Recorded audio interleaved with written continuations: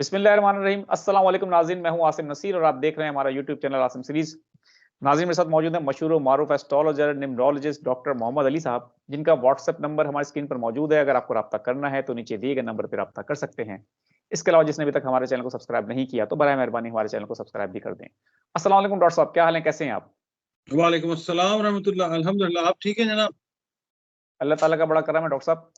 अच्छा डॉक्टर साहब, अब आपके साथ हमने एक वीलॉग किया था कल रात को, जिस रात इलेक्शन के रिजल्ट आ रहे थे, उस वक़्त सूरत हाल बहुत मुख्तलिफ थी।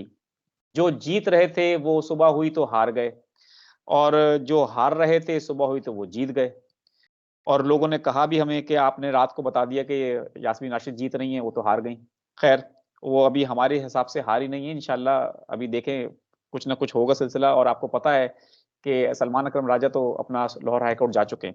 डॉक्टर साहब, लेकिन बड़ी डेवलपमेंट ये है कि नवाज़ शरीफ साहब ने अपना विक्ट्री स्पीच की और उसमें उन्होंने दावत दी है तमाम जमातों को मिलकर हुकूमत बनाने की, और उन्होंने कहा है कि अकेले मुझसे मुल्क चलाया नहीं जाएगा, ये सबकी ज़िम्मेदारी है। हालाँकि कोशिश उनकी ये थी कि वो अकेले सादा खैरियत हासिल करें, और उन्होंने बड़े दावे भी किए, लेकिन वो उनको पज़ीराई नहीं मिली जो तवक्का वो कर रहे थे। अवाम ने बुरी तरह से उनको रिजेक्ट कर दिया। लोगों ने देखा कि जेल में बैठे खान साहब को, जिन्होंने कोई कैंपेन नहीं चलाई, अवाम ने उनको बेपनाह अपनी मोहब्बत का इज़हार किया, उनको वोट दिए, और हर जगह से आज़ाद हैसियत में पाकिस्तान तहरीक-ए-इंसाफ के जो उम्मीदवार हैं, वो जीते। अब इस वक़्त सूरत-ए-हाल ये है कि शहबाज़ शरीफ साहब को टास्क दिया गया है कि पीडीएम 2 जो है वो बनाएँ। पीडीएम 1 तो उन्होंने बनाई थी, वो बुरी तरह नाकाम हो गई थी। बाद में एक-दूसरे पर मलबा डालते रहे, पीपल्स पार्टी वाले भी, नून लीग वाले भी। अब पीडीएम 2 बनाने की तैयारियाँ हो रही हैं। हम आपसे आपके इल्म की रोशनी में पूछेंगे, आगे का आप मंज़रनामा क्या देख रहे हैं? पीडीएम 2 का मुस्तकबिल कैसा होगा? आसिम साहब, अल्लाह ताला बेहतरीन जानने वाली ज़ात है। मगर हमने आपके साथ पहले भी जो प्रोग्राम्स किए, मैंने आपसे ये अर्ज़ किया था कि 8 फरवरी जो है, एक ऐसी डेट नज़र आती है जिसमें इलेक्शंस होते हुए पॉसिबल नज़र नहीं आते। बिल्कुल। 70% चांसेस हैं कि इलेक्शंस ना हो। ये अगर जो व्यूअर्स हैं, ये देखना चाहें तो पुरानी वीडियोज़ हमारी देख सकते हैं। यही वर्ड्स थे कि 30% की प्रोबेबिलिटी के ऊपर अगर ये खेलेंगे, इलेक्शंस करवाएँगे, तो इलेक्शंस कोई बहुत अच्छी सिचुएशन बनती हुई नज़र नहीं आती। रीज़न उसका क्या है कि 8 फरवरी वाले दिन जो मून था, चाँद जो है, दैट वाज़ इन कैप्रिकॉर्न, ठीक है? अपने मतलब इसकी जो कॉम्बिनेशन थी, जो मार्स था, वो भी कैप्रिकॉर्न में था, और नेपच्यून जो था, वो था पाइसेस में। ये जो एस्ट्रोलॉजी लोग समझते हैं ना, ये उनके लिए है कि ये पॉजिटिव एस्पेक्ट था, ये अच्छी नज़र बनी हुई थी। सॉरी, पाकिस्तान के ज़ायचे में जब हम देखते हैं। उसके बाद जो नेगेटिव एस्पेक्ट्स थे, वो ज़्यादा बड़े प्लैनेट्स के बने हुए थे। सन जो था, सन वाज़ इन एक्वेरियस। एक्वेरियस का लॉर्ड जो है वो सैटर्न है, जो सन के अगेंस्ट है, ठीक है जी। उसके बाद वीनस जो है वो भी मौजूद था, कंजंक्टेड था, और यूरेनस जो है वो भी कंजंक्टेड था। ये नेगेटिव एस्पेक्ट्स रखते थे। इनकी बेस पे जो भी एस्ट्रोलॉजी कर रहे हैं लोग, जो समझते हैं, उन्होंने यही कहा था कि ये नेगेटिव एस्पेक्ट्स हैं बड़े प्लैनेट्स के, तो ये चीज ठीक होती हुई नहीं नजर आती। अगर इलेक्शंस हो भी जाएंगे तो इलेक्शंस को ऑन अ मैसिव स्केल तस्लीम नहीं किया जाएगा।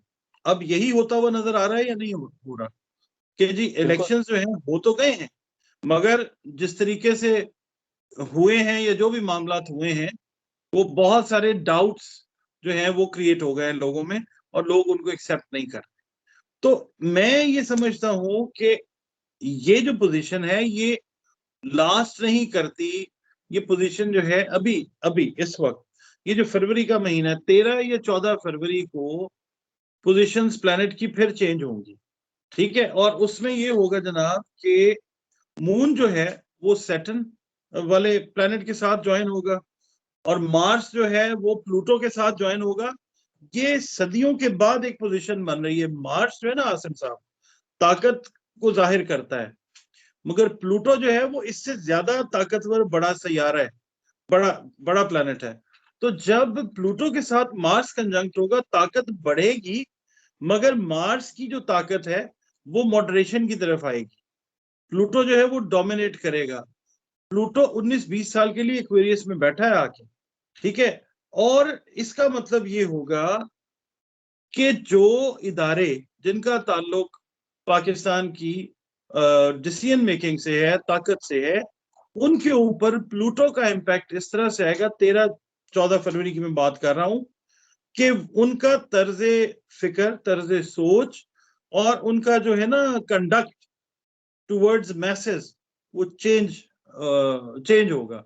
क्योंकि मैसेज का जो प्लैनेट है सैटर्न, वो एक अपना एंगल लेके बैठा हुआ है, यानी अवाम जो है वो इस फैसले को, इलेक्शन के इन फैसलों को कोई बहुत पॉजिटिविटी से नहीं देखेगी।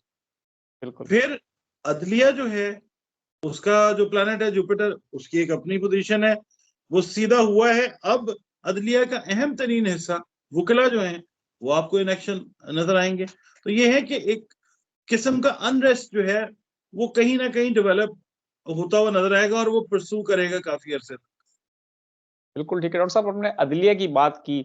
जिस तरह के इंतखाबात कराए गए हैं और जिस तरह के रिजल्ट्स आए हैं, सलमान अकरम राजा तो पहुंच गए हैं अदालत, लाहौर हाई कोर्ट। आपको क्या लगता है आगे मुस्तकबिल में आपको अदलिया का किरदार काफी बढ़ता हुआ नजर आ रहा है इस तमाम मामलात के अंदर? अदलिया के प्लेनेट जुपिटर को एक स्ट्रॉन्ग एस्पेक्ट आ रहा है सैटर्न का, ठीक है।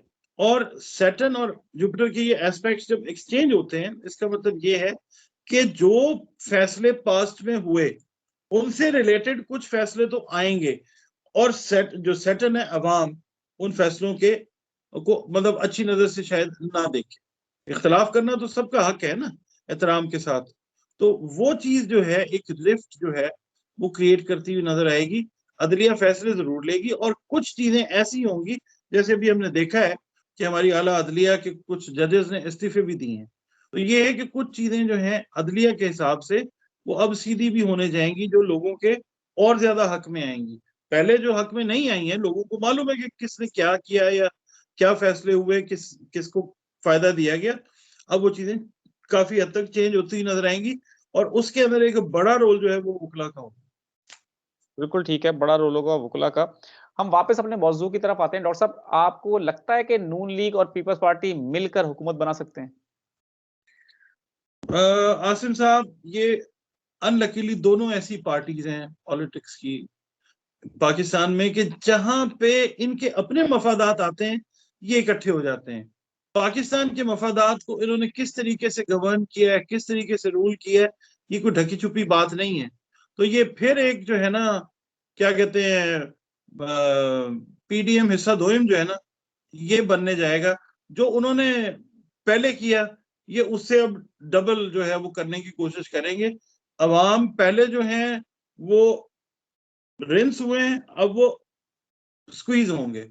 ये मिलेंगे और ये फिर अपनी फेट जो है ना, ये अवाम के हाथ में देंगे। अवाम ने पहले भी डिसाइड करके इन इलेक्शंस में बता दिया है ना कि वो इनसे कितने ज्यादा खुश हैं। अब जो आने वाला टाइम है, ये अपने लिए ना छोटे छोटे जो है ना, ये रुकावटी जो मामलात हैं, ये अब उनको बड़ा करते जाएंगे।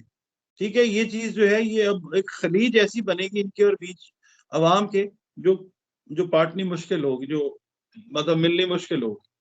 बिल्कुल ठीक है। अच्छा डॉक्टर साहब, पिछली पीडीएम का तो हमने देखा, उसमें अवाम की चीखें निकल गईं। 16 माह की हुकूमत का यही नतीजा है जो रिजल्ट में आपको नजर आया है, जो पूरी कौम ने अपना फैसला सुनाया है और बुरी तरह से उनको मुस्तरद कर दिया है। तो अवाम की चीखें निकल गई, महंगाई आपने देखी आसमान को छूने लगी, हर चीज की कीमतों में दिन दुगनी रात चौगुनी तरक्की हुई। अब पीडीएम 2 जो है, आपको क्या लगता है इसकी परफॉर्मेंस उससे कुछ बेहतर होगी या वैसे ही होगी या उससे भी बदतर होने के चांसेस हैं? बेहतर वो वाली बेहतर। अब अब किसके लिए बेहतर होगी ये पता नहीं है, उनके लिए बेहतर होगी या अवाम के, हम तो अवाम की बात कर रहे हैं, अवाम के लिए बेहतर होगी कि नहीं होगी?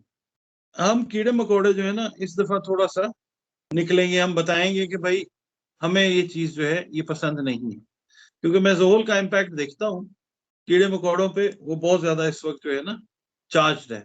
तो ये है कि जो सोचा जाएगा वैसे होगा नहीं। वही वाली मैं बात करता हूँ कि जो है कवाकिब कुछ नजर आते हैं, कुछ वो वाली जो बात है ना, ये अब वो होगा। अब जो रूल करेगा ना, वो जोहल रूल करेगा। अब वीनस का रूल जो है वो कम हो रहा है। वीनस सियासत है।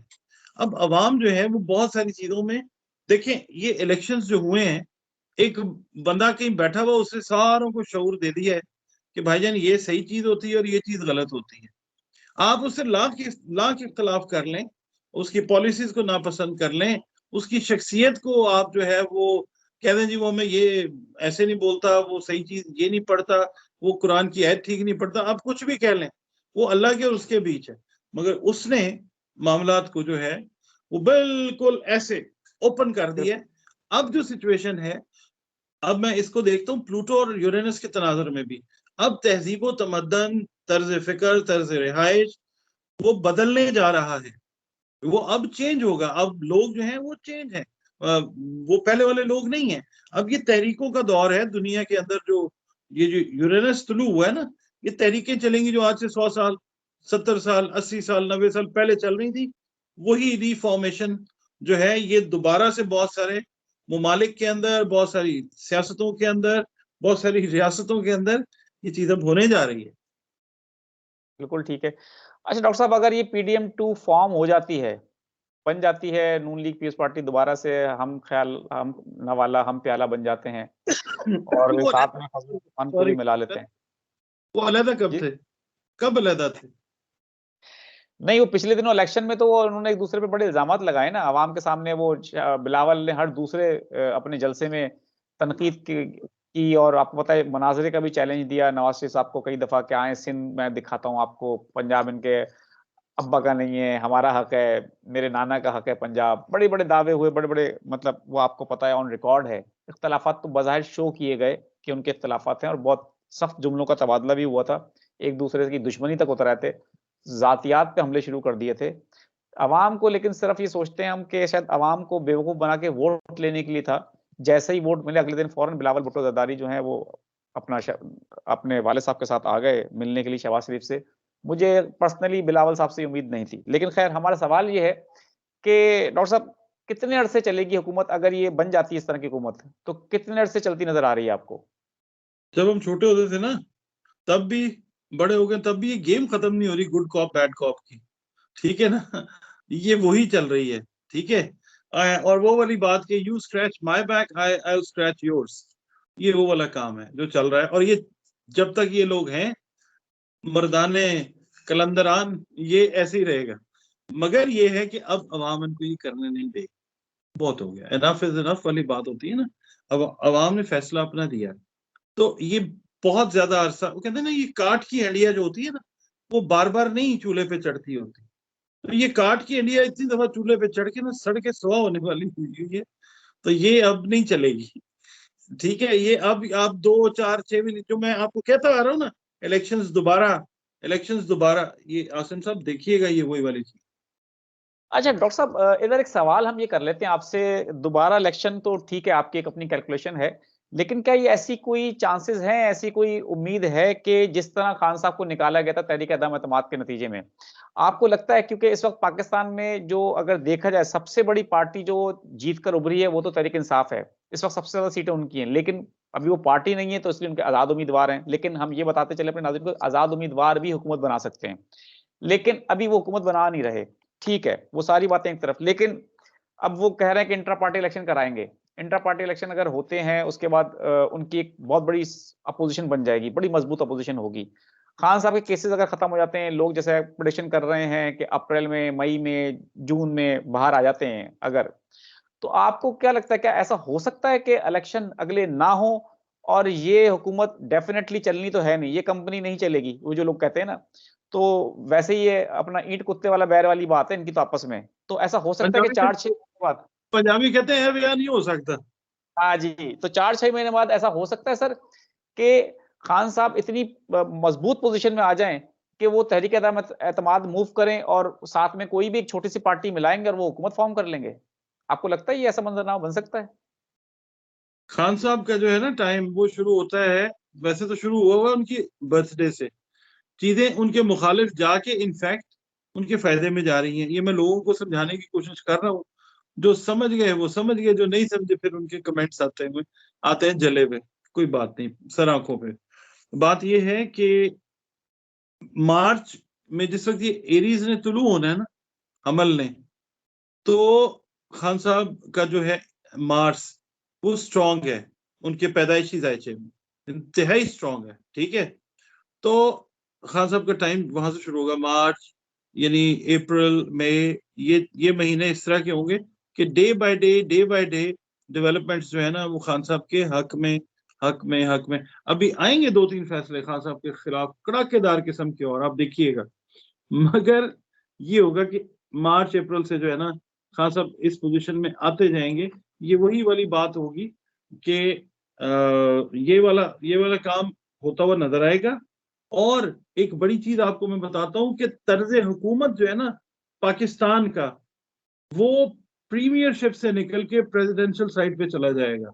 ये आपको इसकी मूवमेंट जो है ये इसी साल में जोर पकड़ती हुई नजर आएगी। और जब मैं अगले इलेक्शंस की बात करता हूं उसमें जो वजीर आजम प्लस वाली बात है इमरान खान साहब की, आप उनको किसी और रोल में देखेंगे।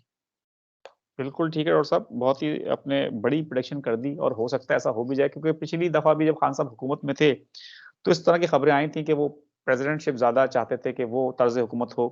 बहुत-बहुत शुक्रिया डॉक्टर साहब हमें वक़्त देने के लिए। नाज़रीन, यहाँ हमारे वीलॉग का वक़्त खत्म हुआ। मुझे और डॉक्टर मोहम्मद अली साहब को दें इजाज़त। आखिर हमारा वही पैगाम है, मुस्कुराएँ, प्यार बाँटें और अपने आस-पास के लोगों का ख्याल रखें। खुदा हाफ़िज़।